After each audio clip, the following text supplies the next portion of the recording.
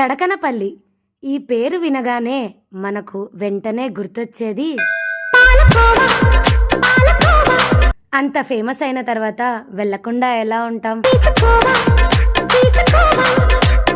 ఇంతలా చెప్పాక తీసుకోకుండా ఎలా ఉంటాం. తీసుకొని టేస్ట్ కూడా చేసాం. అప్పుడు తెలిసొచ్చింది ఎందుకు అంత ఫేమస్ అయ్యిందో అని. మనకున్న ఆత్రానికి టేస్ట్ ఒకటే చూసి సరిపెట్టుకోం కదా, అది ఎలా చేస్తారు, ఎక్కడ చేస్తారు అనేది కూడా చూసొచ్చాను.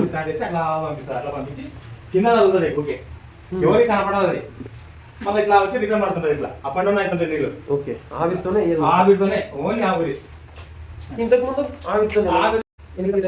చిక్కటి పాలని బాండీలో వేసి డ్రై అయిన కార్న్ వేస్ట్ లేదా వుడ్ ఇలా న్యాచురల్ ప్రోడక్ట్స్ని బర్న్ చేసి దాంతో వచ్చే స్టీమ్ వల్లే కోవా తయారవుతుందన్నమాట. ఐ హోప్ కర్నూలు దగ్గరలో ఉన్న వాళ్ళకి ఆర్ బిట్స్ కాలేజ్లో చదివిన వాళ్ళకి ఇదొక మెమరీ. ఎందుకంటే నా ఫ్రెండ్ కూడా బిట్స్ కాలేజ్లోనే చదివాడు.